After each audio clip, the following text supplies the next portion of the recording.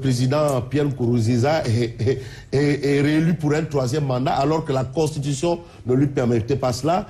Au Rwanda, c'est le peuple qui demande au président de violer la Constitution. Alors, c'est une Saliou Sam. À quoi ça vous renvoie à quoi? Oui, seulement pousse quand même à m'interroger sur la trajectoire des pays africains pour atteindre la démocratie. Si vous vous souvenez, Fabrice, dans les années 90, il y a eu ce qu'on appelait à l'époque le printemps démocratique, pour dire qu'une bonne partie de l'Afrique subsaharienne est entrée dans l'expérience ou bien dans le jeu de la démocratie avant le printemps arabe. Donc 10 ans ou bien 20 ans auparavant, avant que le monde arabe ne bascule dans la démocratie, il y a eu ces conférences nationales impulsées à l'époque, si vous vous souvenez, par le discours de la Baule de François Mitterrand. Ça, c'est dans les années 90. Dans les années 90. Vous aviez Jules Kiss-Olympie au Togo, je rappelle, Alpha Condé en Guinée, vous avez Père Paul Mbabé Solo au Gabon, vous avez Nicéphore Dieudonné Soglo au Togo. Bref, c'était juste pour... Voilà, ok. Donc, suite à l'appel, mais à l'injonction, parce qu'il faut l'appeler comme ça, de François Mitterrand aux Africains, d'appliquer la démocratie sous peine de ne plus bénéficier de l'aide de la France. Donc beaucoup de pays africains, donc d'Afrique noire francophone en tout cas, ont entamé des conférences nationales pour quand même réformer les institutions et entrer dans la démocratie. Il y a eu quand même, quoi qu'on dise, beaucoup de pays qui ont plus ou moins réussi cette transition. Il y a eu des élections plus ou moins démocratiques. Donc on avait cru que la lancinante question de la dévolution du pouvoir en Afrique était réglée une bonne fois pour toutes. Mais hélas, quelques années après, des coups d'État militaires sont revenus dans des pays qui avaient même pratiqué, bien appliqué les conférences nationales, qui avaient connu des changements démocratiques. Il y a des militaires qui sont revenus pour prendre le pouvoir. Le Congo-Brazzaville, par exemple. Bien sûr, voilà. Alors, des pays comme le Sénégal, qui n'avaient pas fait la conférence nationale, étaient un peu à l'abri. Mais de 2012, vous l'avez dit, à 2015, on ne sait plus si actuellement le mandat c'est de 7 ans, c'est de 8 ans. Bref, en un mot comme en mille, j'ai comme l'impression que l'Afrique a raté cette transition, ce basculement vers la démocratie. Parce que quand même, à l'orée de 2015, qu'on revienne encore sur la durée des mandats, je crois que l'Afrique quand même a quelque part raté le coche. Alors, est-ce que vous avez l'impression que c'est une Saliou Sam, Jean-Paul Gbagbo, a mis le doigt dans la plaie? Non, pour ma part, je pense que la question de limitation de mandat ou la durée de mandat n'est pas, pour moi, un indicateur de la vitalité démocratique dans un pays. Lorsqu'on se réfère par exemple à la France, dont la constitution a été copiée par la plupart des pays africains francophones, la limitation de mandat date de l'époque Sarkozy. Je veux dire en 2007, donc on ne peut pas dire que jusqu'en 2007 la France n'était pas démocratique. Et il a fallu attendre Chirac pour raccourcir le mandat, passer de 7 à 5 ans. La deuxième chose aussi, c'est que je ne suis pas adepte du fétichisme constitutionnaliste. La Constitution doit pouvoir évoluer, s'adapter. La seule réserve, c'est que, justement, elle ne doit pas s'adapter selon le bon vouloir ou les desiderata d'un clan ou de président en exercice. Mais il faut l'adapter finalement à l'époque, à un certain nombre de contingences selon les pays. Donc, je crois que chaque pays, chaque population, chaque régime doit pouvoir faire un peu la lecture de la situation, ses réalités et adapter sa constitution, sa loi fondamentale. Si aujourd'hui au Sénégal, enfin la majorité des Sénégalais estiment qu'il faut raccourcir le mandat, pourquoi pas, mais il faut laisser le débat s'ouvrir et le peuple en décider, même si je constate que ce fut une promesse électorale. Mais comme on dit, les promesses électorales n'engagent que ceux qui y croient. Voilà, justement, c'est ce qu'on dit, mais il y a un problème de fond. Et là, je me tourne du côté de Seyni Saliou Samb. Aujourd'hui, vous avez quand même amené le sujet, c'est très bien. Vous êtes parti de la Baule, des conférences nationales en Afrique. Vous avez un peu étalé. Et vous semblez nous faire comprendre que, franchement, on a, malgré tout ce qui s'est passé, encore beaucoup à faire en termes de démocratie, en termes de mandat et entre autres. Hein. Oui, j'aimerais d'abord rappeler à mon confrère, donc Jean-Paul, vous savez, ce n'est pas faire preuve de fétichisme constitutionnel, mais il faut reconnaître quand même que la plupart des conflits aujourd'hui qui éclatent en Afrique ont pour origine la dévolution du pouvoir, pour ne pas dire l'élection présidentielle.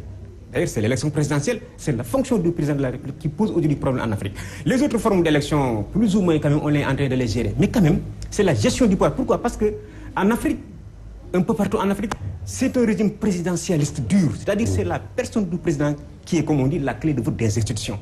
Chez nous, au Sénégal, il y a une expression qui dit « Moi, bourre, moi, boum ». On m'a dit c'est le faiseur de roi, c'est-à-dire celui qui incarne tout. Si cette fonction de président n'est pas encadrée quand même, définie par la Constitution, qui limite quand même les mandats, je crois que c'est la porte ouverte à toutes les incertitudes et à toutes les dérives. D'autant plus que, on a cité tout à l'heure le cas du Rwanda, mais ce qui s'est passé à Rwanda, c'est quand même une farce. Hein. On dit que c'est la population qui est venue pour demander à Kagame... Au président de la République de violer la Constitution. D'abord. Comment vous expliquez ça? Nous savons ce qui se passe au Rwanda. De changer. De changer. Ah non, mais attendez, la Constitution... Oui, mais vous savez, nous savons quand même ce qui se passe, parce que quand même, c'est vrai que il faut comprendre aussi la trajectoire quand même de Kagame, l'héritage qu'il a trouvé sur place, et surtout aussi la façon de gouverner de l'homme et son caractère et son tempérament. Il est loin d'être un modèle démocratique. Donc je crois que ce qui s'est passé au Rwanda, c'est quand même un peu ça sort même de l'ordinaire. Mais dans d'autres pays d'Afrique... Le Burundi, par exemple, vous avez vu? Aujourd'hui, on l'a vu. Donc, finalement, on donne raison au président qui disait « laissez-moi faire un troisième mandat ». Donc il est en train de faire un troisième mandat. Lui aussi, vous savez, c'est le contexte burundais. Mais d'abord, le Burundi, c'est un pays sensible, avec les pays limitrophes. Quels sont les pays limitrophes? Le Rwanda. On se souvient du génocide. Le Congo-Kinshasa. C'est un pays, l'un des pays les plus instables. C'est la Tanzanie. Donc vous voyez, le président Nkurunziza a hérité d'une situation très cocasse. Parce qu'il est issu lui-même de l'ethnie Hutu. Alors que dans ce pays, c'est toujours la minorité Tutsi qui a exercé le pouvoir pendant longtemps. Donc c'est comme une sorte de revanche. Ou bien de règlement de compte qu'il est en train de dérouler. Or, en démocratie, quand même, les sentiments, les règlements de compte, on doit les bannir. Donc moi, je pense que il faut quand même que les Africains, et là je suis d'accord avec lui, c'est-à-dire le rythme par lequel ils doivent marcher ne doit pas être dicté par l'Occident. Autrement dit, la démocratie, c'est vrai qu'elle a des principes universels, mais quand même, il y a des démocraties tropicales, il y a des démocraties septentrionales, etc. Ce n'est pas le modèle américain ou bien français qu'on doit nous imposer, mais comme les Africains doivent être capables, aider par les pouvoirs publics et par la société civile, à quand même mettre des verrous pour limiter les mandats, définir les mandats, pour quand même que les dérives auxquelles on a assez dans certains pays et qui ont menacé à un moment le Sénégal, et jusqu'ici, qui menacent le Sénégal, il faut dire, parce que jusqu'au moment où je vous parle, mais on ne sait pas si la prochaine présidentielle se tiendra en 2017 ou en 2019. Et je dis que c'est anormal. Non, la question est au niveau du Conseil constitutionnel. Même, vous savez, le Conseil constitutionnel. On ne comprend pas, d'ailleurs, un pays vitrine de la démocratie en Afrique. Un pays qui a toujours joué les premiers rôles, qui vote depuis 1789. Mais à l'heure de 2015, c'est-à-dire à l'heure de 2016, on ne sait pas encore si la prochaine présidentielle tiendra en 2017 ou en 2019. C'est une anomalie qu'il faut régler. Je crois que même ce sera une honte. Et malheureusement, Fabrice, tous les croire, en tout cas tous les signaux, laissent croire que le président, en tout cas, a la volonté d'aller jusqu'à 2019. Sinon, quand même, les silences qu'il observe et le fait qu'il donne quand même mandat, entre guillemets, à ses lieutenants, à chaque fois qu'il parle de réduction du mandat, les lieutenants passent par l'autre porte pour dire non. Nous sommes contre. Et ce n'est pas des petits, ce n'est pas des seconds, ce n'est pas de petits lieutenants, c'est des lieutenants-majors. Alors, Jean-Paul Lagbo, cette question, quand même, vous êtes convaincu?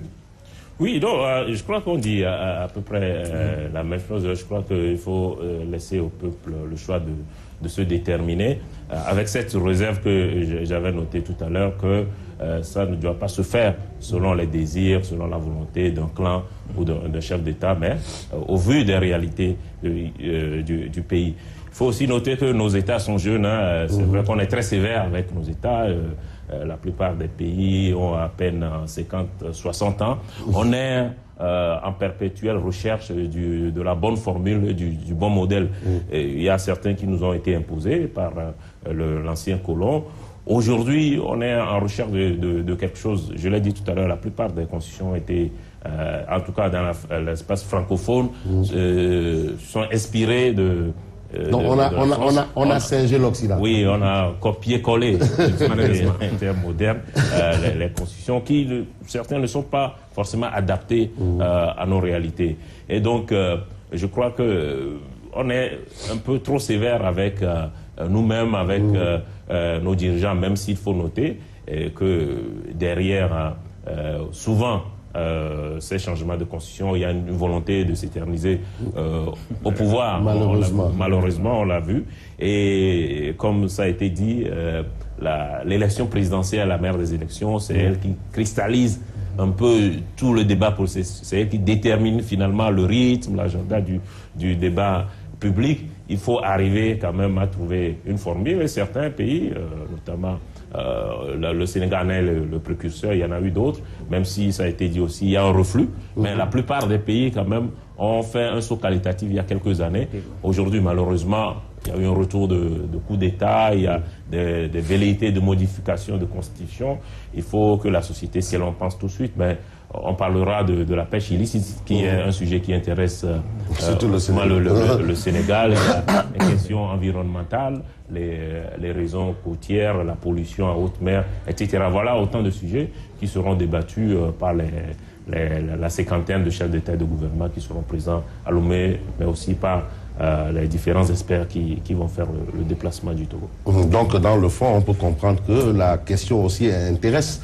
La question de la mer, c'est vrai, il n'est pas question de sécurité, mais aussi d'économie. Hein? Bon, bien sûr, puisqu'ils veulent en faire un levier de croissance, comme je l'ai dit, parce que 90% des échanges sur le continent passent par la mer. Ça veut dire, ça démontre l'enjeu de cette question, et c'est pour ça qu'ils veulent se réunir pour ensemble définir les bonnes pratiques, avec pour objectif à la fin d'adopter une charte, parce qu'aujourd'hui il n'y a pas de charte avec contenant des obligations, les devoirs, les droits de chacun de ces pays. Ils veulent en arriver là, adopter une charte qui va réglementer de façon définitive cette question pour pouvoir lutter, comme je l'ai dit, contre la piraterie maritime. Mais une charte dans le secteur, vous quand même, on sait que c'est une Saliou sans les friands de poissons, en bon sénégalais de Thiéboudienne.